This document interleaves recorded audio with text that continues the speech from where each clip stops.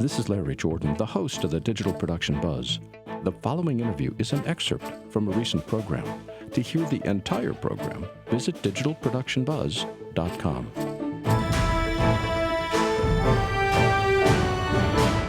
Melissa Davies-Barnett is a post-production industry veteran, having founded Side Effects, Inc. Side Effects focused on digital visual effects compositing and animation. Today, Melissa is the CEO and founder of Arc9, where she and her team are creating products to solve inefficiencies in the creative workflow. And we continue with Melissa our conversation on web-based collaboration software. Hello, Melissa. Welcome. Hello. Good morning. I have to ask first, what got you interested in visual effects? This is not something women go into. Well, after college, it was a brand new industry. We started experimenting with doing things digitally instead of doing opticals. And then my partners and I worked on freelance projects, talking people into doing digital effects as opposed to opticals. And then the whole industry just grew in the 90s. Exploded, I think is a better word, not just grew. Did you have in college, were you studying graphical effects? I mean, why? What attracted you to visual effects? No, I was an architecture major and did a documentary film with some of the film students. And I was in charge of the graphics. So we had to figure out how to, create the graphics, animate the graphics. And then after college, I was offered a job in New York to do graphics. Went to New York for about 6 months and then moved to LA. And my first project was with New Line. They had a feature that was direct-to-video DVD. And they had no money. So I said, let's do it digitally. They're like, what? So there was no money to do the opticals, so we decided to do it digitally, and it was very experimental at the time. A lot of roto effects, and there I met both of my partners in that project. We went on to do music videos, started Side Effects, grew to about 50 artists, incorporated CG. Our shop was small, always stayed small, and we focused mostly on commercials. Did a lot of tennis shoes, soft drinks, and cars for many years. Well, then from Side Effects and from your visual effects background, why did you decide to create Arc9? What was missing that you needed to create? Where we are is really in that, I kind of take us back to the early 90s, where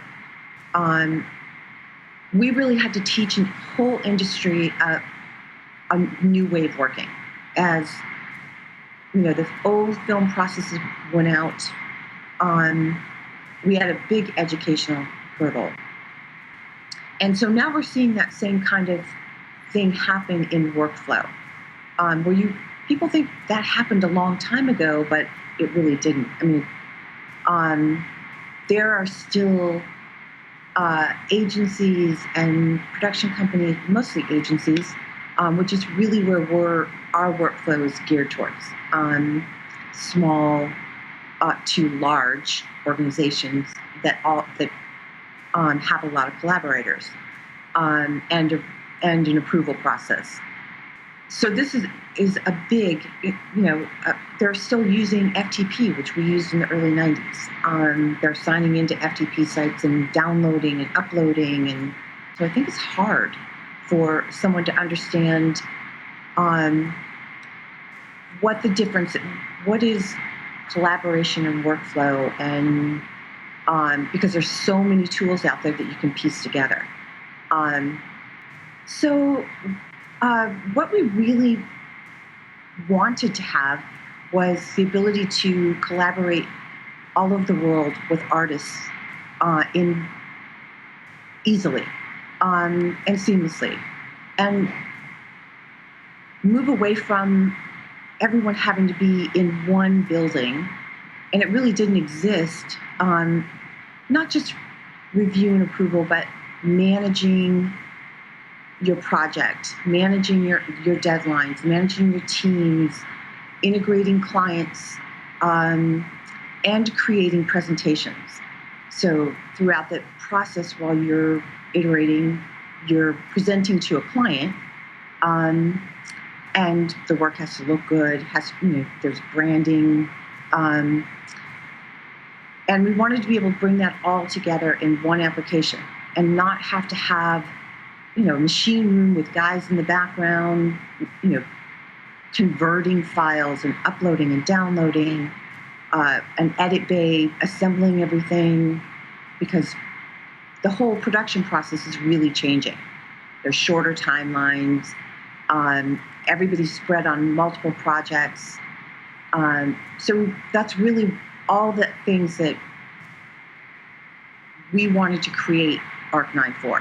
One of the benefits of having all your creative people in one spot is just the ad hoc brainstorming and the small conversations that occur which spark ideas, which then turn themselves into something visual. How do you keep that brainstorming, collaboration, freewheeling spirit going on the web?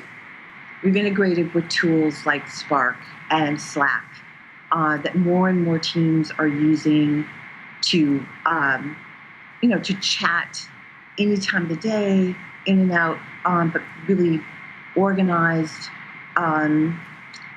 feedback. So as we go along in the development, we find more and more ways to bring teams together. I don't know that all location-based brainstorming will ever disappear, but it certainly makes it easier to have the flexibility to have people all over the world to be able to collaborate in one space. Obviously, live chat, live screen share, live reviews, combined with doing them interactively or any time of day that you want from anywhere, makes it easier to get everyone's feedback, because in every creative project, there's a lot of feedback. Do you think of this as a collaboration tool, a team-building tool, a project management tool? Where does it fit in the creative workflow? Collaboration is really broad. Skype is a collaboration tool. There's a lot of different collaboration tools. So we call Arc9 a collaboration and workflow tool. Taking all the processes that you do in a creative project and put it into one application. So you can manage your teams, manage your assets, manage your deadlines, and your deliveries. You can review and approve with all different types of annotation tools, any kind of content, video, design files, images, multi-page presentations, and then on the back end you have all the analytics that go with that. Who's opened, who's viewed, but it's all managed, so you can figure out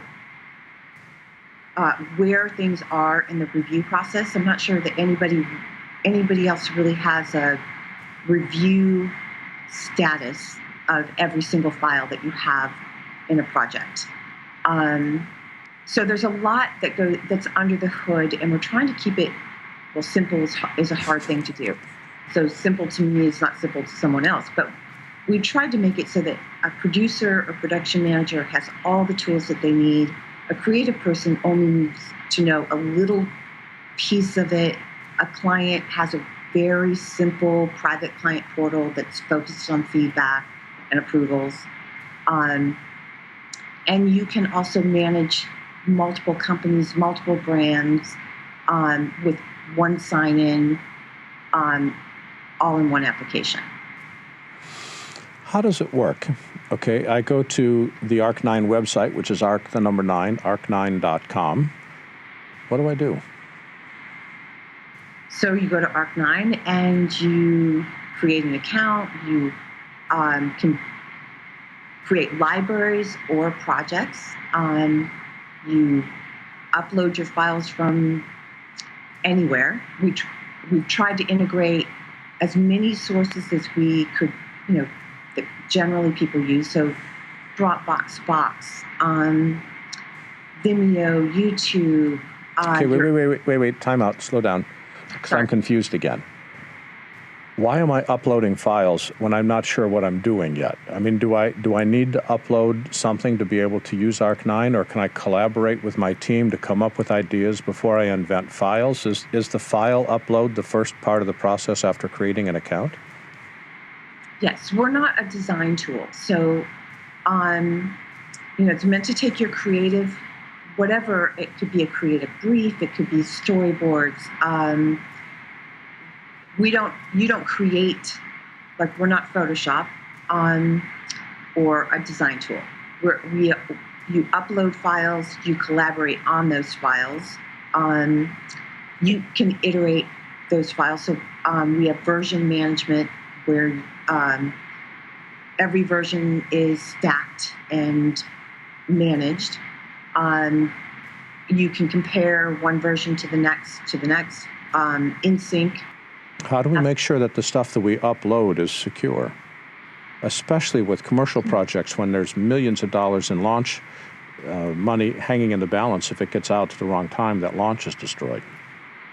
Cloud that's one of the big hurdles that we all have to get over, is the embracing of cloud and the security around cloud.